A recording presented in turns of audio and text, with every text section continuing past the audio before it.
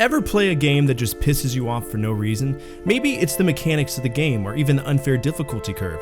Sure, those games can be fun, but fuck can they be irritating.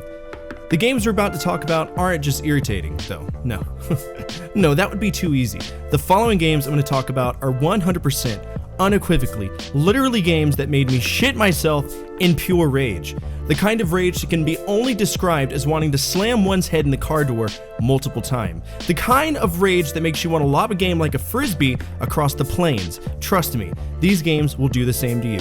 My name is Fortefyre, and welcome to the top 5 games that made me want to shit myself in pure rage. The Strike series is well known as being an isometric shoot-'em-up game and was released on multiple platforms. The one that I played was on the Genesis. And ultimately, in a game series that spans 5, almost 6 different titles, you would think that they would fix certain aspects, right? Well, no. No, they didn't. In the game, you pilot a helicopter and need to take out specific objectives, which is fine. You need to avoid enemy fire, which is fine. The helicopter in Desert Strike controls beautifully.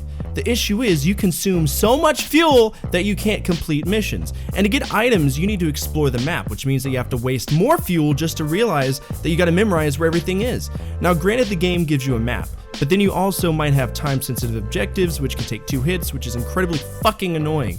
Essentially, to win, you have to memorize set paths that allow maximum efficiency, so it's a gimmick with trial and error. But hey, the game is pretty damn good.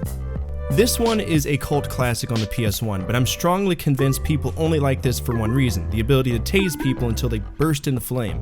The game itself, it's janky as fuck. You have to operate in a 3D environment using only a D-pad, trying to avoid enemies that never miss as if the bullets are vectored to you. And if you want to beat this game, you better quickly learn how to get headshots 100% of the time, because at some point in the game, the enemies discover this adamantium bulletproof armor that allows them to essentially be invincible, even if you shoot them at point-blank range. I don't know what's more dangerous, this guy's fucking haircut, or that's the most ridiculous gunfight ever. Also, if an explosion happens anywhere near you, you die. If you don't master the D-pad, you die. If you shoot an enemy and miss and accidentally hit an explosive, you fail. I wonder how many people cosplayed as this.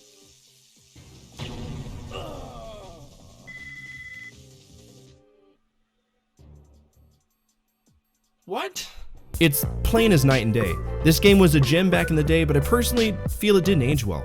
You'll hear me say it once, and I'll say it 1,000 times. SNK is Shin Nihon Kikaku, which translates to fuck you, give me your money. SNK is notorious for making difficult games on the arcade spectrum, then porting them courtesy of Takaka, who managed to severely fuck up everything that it touched, from Art of Fighting, Fatal Fury, Samurai Showdown, and King of Monsters. The ports are abhorrently difficult, and even some suffer from frame lag, which is bullshit if you're porting an arcade game. Also, 2 words for you: Billy Kane. This guy's a fucking asshole. He will 100% take all of your money and laugh in your face. He can string together combos like you're in Killer Instinct, and here's the fucked up part: no matter how fast you are in Fatal Fury Special, the remake of Fatal Fury 2, where you can play as him, the game will not let you pull off moves like him. It's a gimmick that really fucking irritates me, going out of your way to ensure that players have to spend money to win, because that's the only way you win. And the fucked up part is that it only gets worse from there. Billy will show up and totally shit on your day in any of the Fatal Furies that he's involved in. Ninja Gaiden is one of those rite of passage games for the NES. It's a lot like Castlevania, Super Mario Bros. 1 and 3, Teenage Mutant Ninja Turtles, Ghosts and Goblins, you name it. It's relevant. And don't get me wrong, it's a great game, but there are elements in it that are exceptionally fucking irritating! For example, respawning enemies. And God forbid you get stuck in a situation where you're standing in a 1-pixel area that they spawn in, because they will infinitely spawn, and because of the knockoff damage, you just die. Sure, you can continue until the final boss. Imagine getting all the way through the game just to fight the boss you have never fought before, just to have him kill you and send you to 6-1 again! Fuck my ass. Fuck my ass. You're welcome. It's very loud.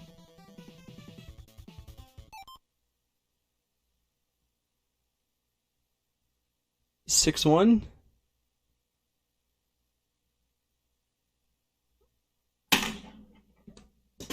Oh, and he's a 3-phase enemy, so you have to memorize 3 different phases before you get that sweet, sweet ending. The enemies are plentiful, the hitbox is jank as fuck, but the controls, they're pretty decent. It's a fun game, but goddamn, is it irritating.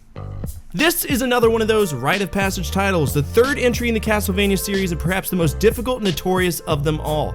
Castlevania was tough for me. Well, Death in Medusa Hall was tough, but other than that, once you see through the bullshit and move on, it's fair enough.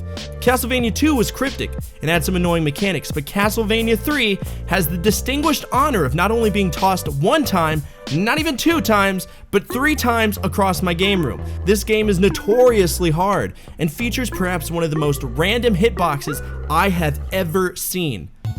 That's what they've given me in this stage alone. All I got were random drops.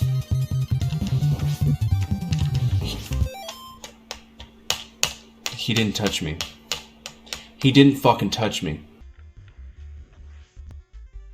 Imagine a game that purposely gives the game the upper hand in fucking you over, and if you don't whip at the right moment, the enemy will hit you, and sometimes the knockback will kill you. Grant is small and tedious, Alucard's attacks seem to take forever to do anything, and Sypha is my go-to because water levels are utter bullshit. The game has its own rules as to what takes damage and what doesn't, and once you tilt in this game, it's over. Your attitude will be so ruined that you will never be able to refocus, so just yell, "Fuck off!" at the top of your lungs and try again the next day. Oh, you touched me from underneath. From underneath the platform. He touched...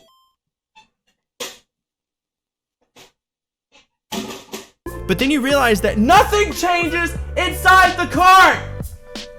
And you're walking back into a world that generally thinks that you're a piece of shit and wants to ruin your day. Every single second until finally you get to the end. This game is jank as fuck, but if you get good at it, you get good at it. But goddamn, is it a motherfucker up until that point? I have played this game so many times, and it has pissed me off so often that for the longest time, I had it on the fuck off list. Not once, not twice, but 3 times, okay? I finally beat it, and I was like, fuck it. Fuck it. I'm done. I did it. And I cried like a little bitch, because that's how it works. Yeah,